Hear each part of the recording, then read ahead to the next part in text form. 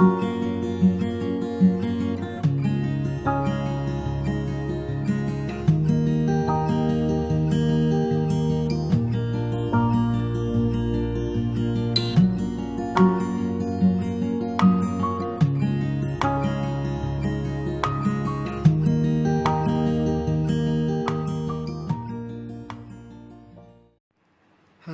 para pecinta catur Indonesia, kembali lagi di Tarigan Catur Channel. Kali ini Tarigan Catur akan menampilkan partai menarik antara non-master Arifa Rizky Syaputra yang memiliki rating FIDE 2204. Dirinya menghadapi perlawanan yang sangat sengit dari Grandmaster asal Uzbekistan, yaitu Javokir Sindarov. Untuk lebih jelasnya, ada baiknya Tarigan Catur menampilkan layar berikut ini.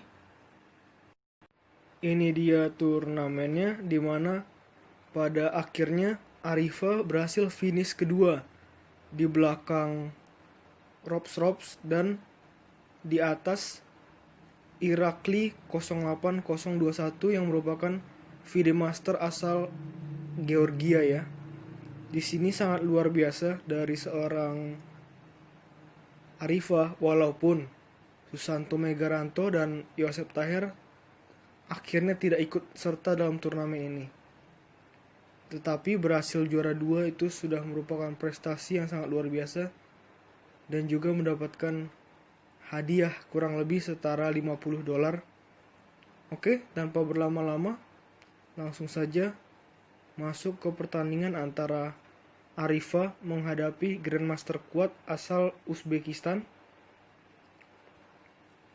Ya, ini dia partainya, di mana Arifa menggunakan catur buah hitam dengan nama akun Liches Arifa RS17, sedangkan lawannya Grandmaster Javokir Sindarov dengan nama akun Sindarov GM dengan menggunakan catur buah putih. Langsung saja kita masuk partainya, di mana Sindarov membuka pertandingan dengan pion E4. Di sini balasan dari Arifa adalah karokan ya, dengan pion C6. Sesuai main line, pion D4, pion D5 mengajak pertukaran pion biasanya. Namun kali ini langkah yang dilakukan oleh putih adalah pion F3. Di sini Sindarov membawa pertandingan menuju variasi Marokzi, masih tetap dalam pakem pembukaan karokan ya. Lanjut, pion E6, kuda C3, kuda D7, gajah E3, dan gajah B4. Di sini untuk memberikan pin ya terhadap kuda agar menjadi pasif, karena gajah sedang menguasai petak A5E1, tempat di mana diagonal raja berada ya. Gajah D3, kuda E7, kuda E2, dan rokade pendek oleh hitam. Pion A3 dan gajah kembali ke D6. Sejauh ini, selama jalannya 8 langkah dari masing-masing pemain, Arifa cukup tertekan ya. Namun kita lihat bagaimana revenge dari seorang Arifa sehingga berhasil membuat Sindarov keteteran. Rokade pendek oleh putih, pion F5. Di sini putih menolak penawaran dengan melangkahkan pion E5 untuk mengancam gajah hitam. Gajah hitam pindah ke C7, pion B4,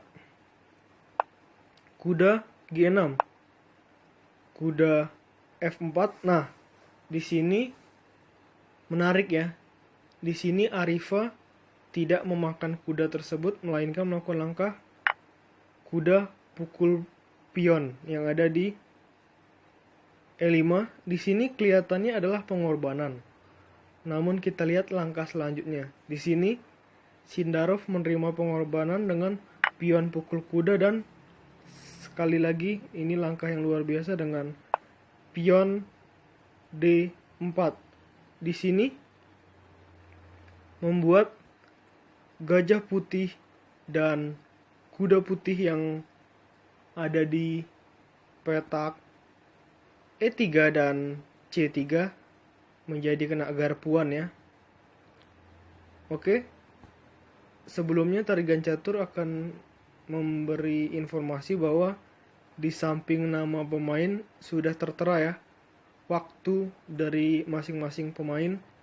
Jadi turnamen ini menggunakan sistem waktu 3 menit versus 3 menit yang merupakan sistem blitz dengan waktu yang ini sangat singkat ya untuk dapat berpikir menemukan langkah-langkah terbaik dan akurat. Oke, kita langsung lanjut saja. Di sini lebih memilih kuda makan kuda dan pion H makan G6. Ini juga merupakan langkah bagus karena di depan raja sudah ada perlindungan dari pion yang ada di G7. Sedangkan pion ada di petak G6, F5 dan E6 saling bekerja sama satu sama lain untuk nantinya merusak pertahanan sayap raja dari Sindarov. Oke, kita lanjut saja. Gajah di sini mundur ke D2. Pion makan kuda di C3. Gajah pukul pion. Pion B6. Di sini mungkin melakukan persiapan Vincenzo Gajah atau membatasi gerakan pion putih agar tidak semakin maju ke depan. Menteri E2, Menteri E7, benteng A menuju D1, dan pion B5. Gajah D4, gajah B6 mengajak pertukaran gajah di sini. Menteri F2, benteng B8 di sini tujuannya untuk menegaskan kekuatan posisi dari gajah yang ada di B6. Pion C3 di sini juga tujuan dari putih untuk membuat posisi gajah putih yang ada di petak D4 menjadi strategis. Pion G5. Gajah C2. Gajah D7. Akhirnya tidak Vincenzo gajah ke B7 ya, melainkan gajah D7. Gajah B3. Gajah E8. Di sini gajah C5 oleh Sindarov memaksa ya, apabila gajah putih tidak dipukul oleh gajah hitam, maka kemungkinan besar benteng dari hitam akan hilang. Oleh karena itu menerima langkah paksaan ini dengan gajah pukul gajah, pion pukul gajah, dan gajah F7 untuk membuat pion E6 tidak menjadi lemah. Benteng D6 untuk terus menyerang ya. Di sini langkah dari Arifa adalah mempertahankan pion yang satu dengan benteng C8. Benteng F menuju D1. Benteng C7. Di sini ada kemungkinan untuk menumpuk benteng di lajur C ya. Menteri D4. Dan di sini langsung saja tanpa basa-basi dengan pion A5. Di sini ada tujuan untuk mengancam gajah putih. Namun apa respon dari Sindarov? Benteng D2, raja H7 untuk memindahkan raja menuju petak yang lebih aman, mengingat Menteri Putih tak dapat bermanuver ya ke petak H4 karena sedang dilindungi oleh pion yang ada di petak G5. Petak tersebut, petak H4 tersebut. Raja F2, pion B4. Pion C pukul B4, pion A pukul B4, dan di sini Sindarov tidak memilih untuk memakan pion yang seharusnya sudah gratis ini di B4, melainkan melakukan langkah pion A4, pion G4, pion F pukul G4. Di sini pintar ya dalam memanfaatkan strategi. Kita lihat menteri H4 skak di sini selain tempo skak, tujuannya adalah untuk mendapatkan pion yang ada di G4. Jadi keuntungan satu pion didapat oleh Arifah nantinya ya. Raja pindah ke F1 dan pion pukul pion yang ada di G4. Di sini dengan tempo mengancam menteri hitam melakukan langkah pion G3 dan menteri G5. Menteri F4 mengajak pertukaran menteri namun tidak diterima ya oleh Arifah, sehingga Arifah melangkahkan buah menuju menteri H5. Nah, di sini akan lebih baik apabila Arifah bukan melakukan langkah menteri H5, melainkan menteri pukul menteri di sini. Lalu bisa dilanjutkan dengan pion pukul F4, benteng A8, benteng menuju D4, benteng A5, benteng C4, pion G5, pion F pukul G5, raja G6 untuk mengancam pion, benteng D menuju D4, raja G5, maksudnya raja pukul G5, benteng pukul G4 skak, dan seterusnya ya. Ini langkah yang mungkin terjadi menurut analisa komputer apabila di sini menteri putih pukul menteri hitam. Kita kembali.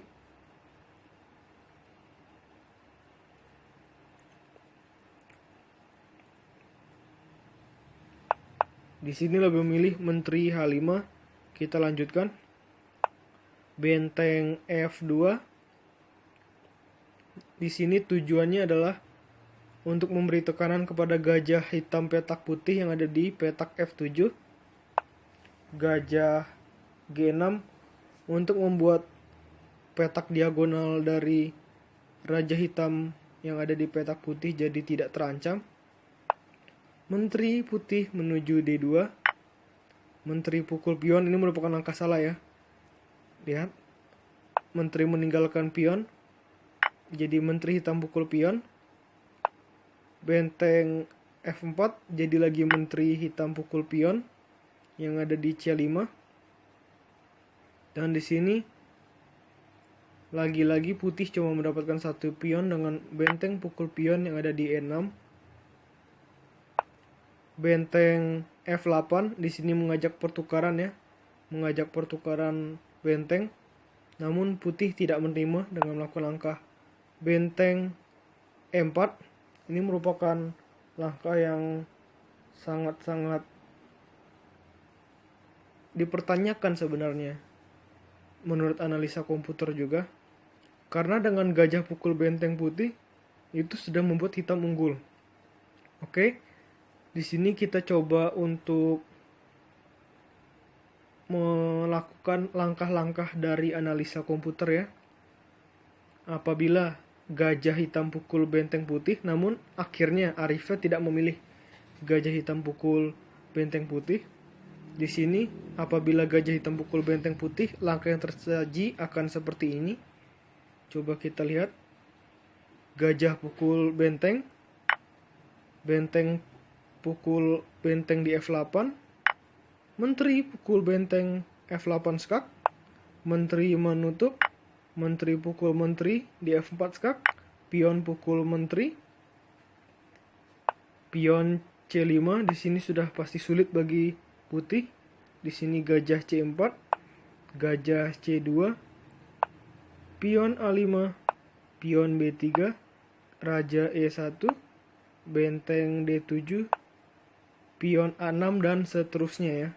Namun di sini ternyata tidak memilih langkah tersebut, melainkan melakukan langkah raja G2, lalu pion C5. Di sini terus mempertahankan situasi atau posisi untuk terus memajukan pion. Benteng E5. Menteri pukul benteng di E5. Benteng pukul benteng di F8. Nah, di sini sebelum langkah ini coba kita masukkan dulu dalam panah-panah ya. Kita lihat betapa menariknya ide kreatif dari seorang Arifah, mengingat waktu dari Sindarov, Grandmaster asal Uzbekistan, tinggal 8 detik lagi, sedangkan Arifah masih 31 detik lagi. Sehingga di sini ide-ide kreatif dari Arifah bermunculan. Oke, kita coba masuk ke analisanya.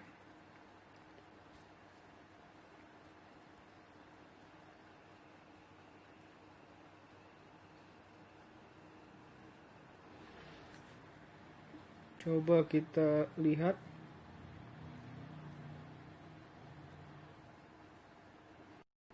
Ya, ini dia posisi yang seperti di papan tadi. Kita lihat bahwa aksi-aksi manuver dari seorang Arifah sangatlah bagus dengan memanfaatkan keunggulan waktu. Jadi di sini tadi seperti yang telah diperlihatkan oleh tarigan catur, di sini ada langkah gajah skak ya di petak E4. Lalu di sini uniknya raja dari putih melangkah ke, coba kita ulang, melangkah ke petak G1. Jadi di sini untuk mengakalinya adalah dari seorang Arifah dengan pion melangkah satu petak menuju C4. Lalu di sini gajah putih berpindah, pasti harus berpindah kemanapun, mungkin ke sini atau ke sini. Maka ada langkah menteri hitam menuju petak C5. Di sini tujuannya adalah untuk menggarpu benteng dan raja yang ada di petak G1. Jadi ini merupakan sebuah langkah-langkah atau ide-ide yang sangat rumit yang ada di dalam bayangan Arifah ya. Jadi ini merupakan langkah yang sangat luar biasa. Sangat luar biasa. Kita kembali ke papan. Kita lihat gajah menuju E4 skak, raja pindah ke G1. Pion C4 mengancam gajah, gajah pindah ke C2. Lihatlah langkah ini. Menteri menuju C5 skak, ada garpuan terhadap raja dan benteng. Setelah raja pindah, menteri pukul benteng di F8 skak. Dan setelah menteri pukul benteng, di sini Sindarov memutuskan untuk menyerah karena lihat waktu yang tersisa tinggal 5,3 detik lagi oleh Sindarov, sedangkan Arifah masih 24,6 detik. Lalu di sini Arifah mempunyai keunggulan satu perwira, yaitu satu benteng, sehingga jika dilanjutkan pun sudah pasti Grandmaster Javokir Sindarov akan kalah. Oke, menurut tarigan catur, video kali ini cukup. Selamat untuk Arifah. Nantikan konten-konten selanjutnya tetap di Tarigan Catur Channel.